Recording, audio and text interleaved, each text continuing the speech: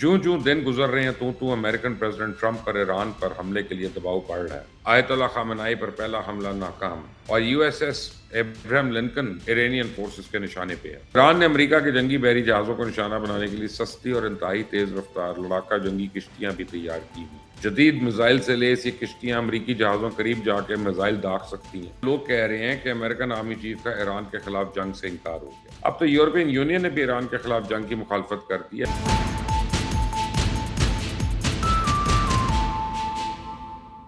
بسم اللہ الرحمن الرحیم۔ رجیم چینج آپریشن شروع۔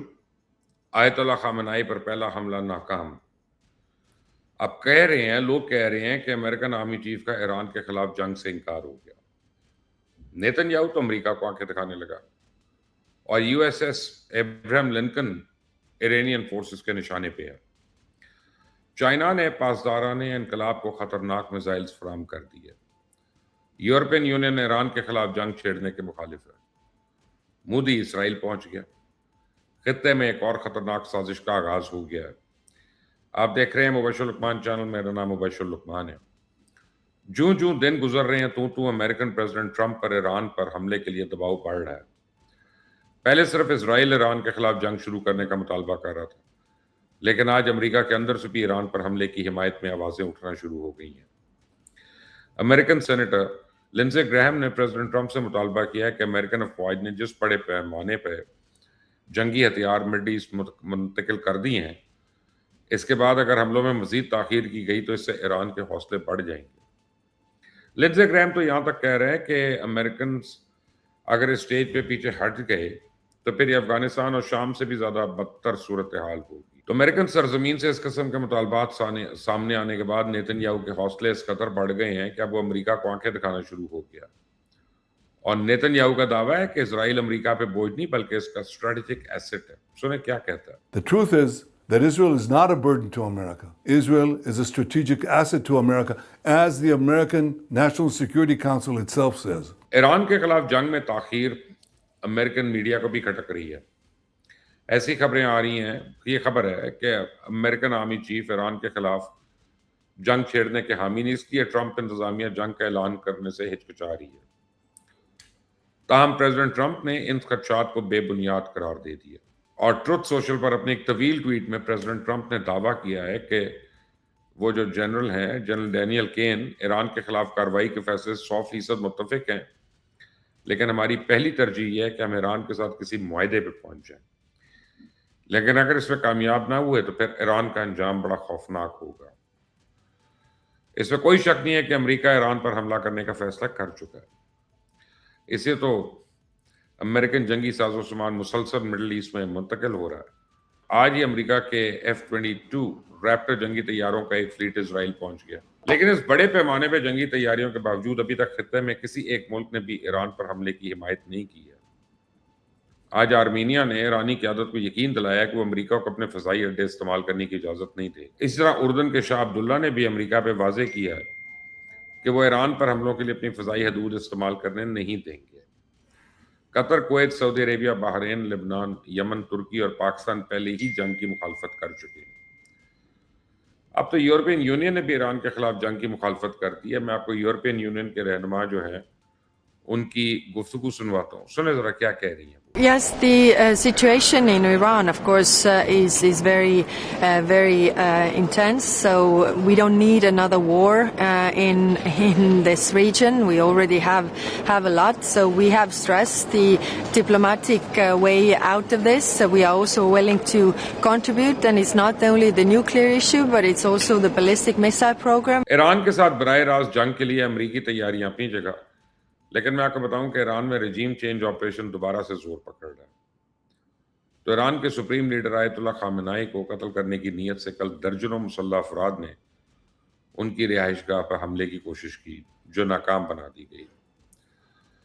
اس واقعے کے بعد رہبری ہاؤس کے گرد غیر معمولی حفاظتی ناکہ بندی کے ساتھ علاقے میں اسکول اور دکانیں بند کر دی گئی، اور اس واقعے کے چند گھنٹوں بعد مجاہدین خلق نامی ایک گروہ نے ذمہ داری قبول کرتے ہوئے اعلان کیا کہ اس کے 100 سے زیادہ ایجنٹس نے آیت اللہ خامنائی کو ان کی رہائش گاہ میں قتل کرنے کی کوشش کی، جس میں سے بیشتر اس وقت ایران کی خفیہ سروس ولی امر یونٹ کی حراست میں ہیں۔ تو مسلح کارروائیوں کے ساتھ ساتھ سیاسی احتجاج بھی زور پکڑتا جا رہا ہے دوبارہ سے.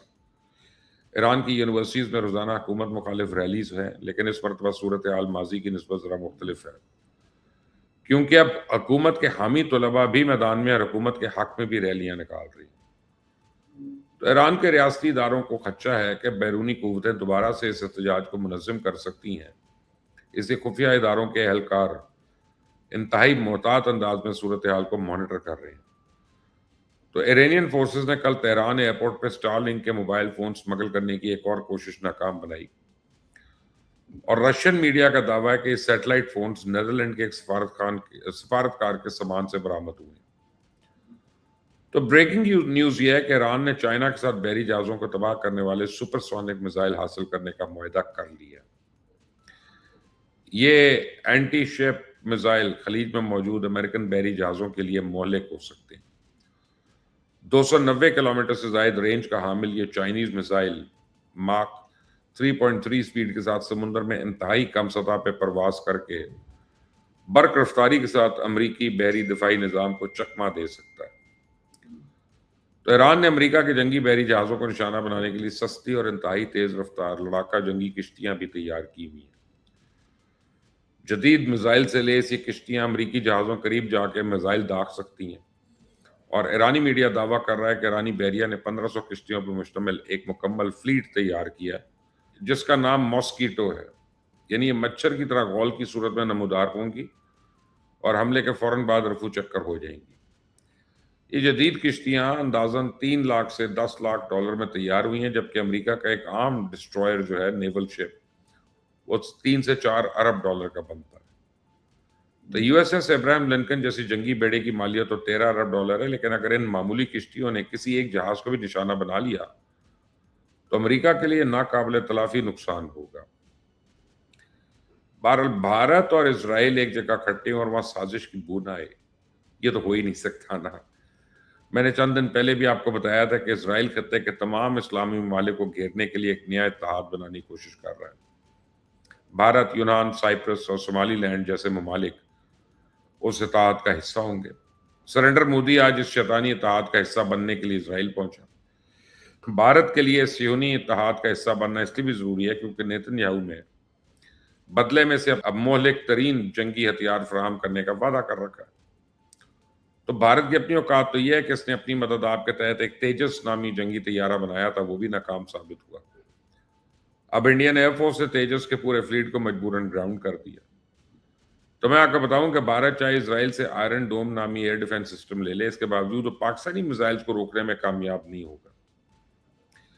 اسرائیلی جنگی ہتھیاروں کا حشر وہی ہوگا جو ہم نے فرانس کے رافیلز کا کیا. تو بھارت کو شاید اندازہ نہیں کہ وہ چائنا اور پاکستان کے لیے ترنے والا بن چکا ہے، اور جب ہم چاہیں گے اس کو کچا چبا لیں گے. بھارت میں اگر کسی کو میری اس بات کا یقین نہیں تو اپنے دفاعی تجزیہ کار پروین سوانی کی یہ گفتگو سن لیں. The bottom line is what started from Doklam.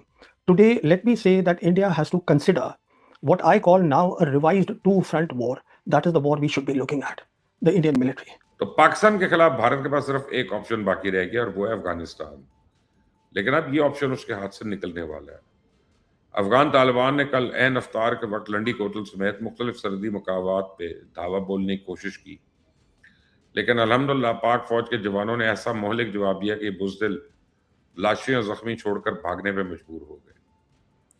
تو افغان طالبان کو پتا ہے کہ وہ پاک فوج کا سامنا نہیں کر سکتے، اس لیے وہ ٹی ٹی پی اور بی ایل اے کے ذریعے ہمیشہ ہماری پیٹھ پر وار کرتے ہیں. اب ان کا دہشت گردی کا یہ کھیل زیادہ دیر چلنے والا نہیں ہے. پرائم منسٹر اور فیلڈ مارشل جو ہیں ان کا دورہ قطر اس حوالے سے بڑا اہم ہے. افغان طالبان نے بھی اب اپنی سرزمین پر موجود دہشت گردی کے اڈوں کے خلاف کارروائی شروع نہ کی تو پھر یہ کام پاکستان ہی کرے گا اور ہمیشہ ہمیشہ کے لیے اس خطے سے دہشت گردی کو جڑ سے اکھاڑ کے پھینک دے گا انشاءاللہ. مجھے کامنٹس اپنی رائے دیجیے گا. اس چینل کو سبسکرائب کریں، بیل آئیکن کو پریس کریں. Until the next time, Allah Hafiz.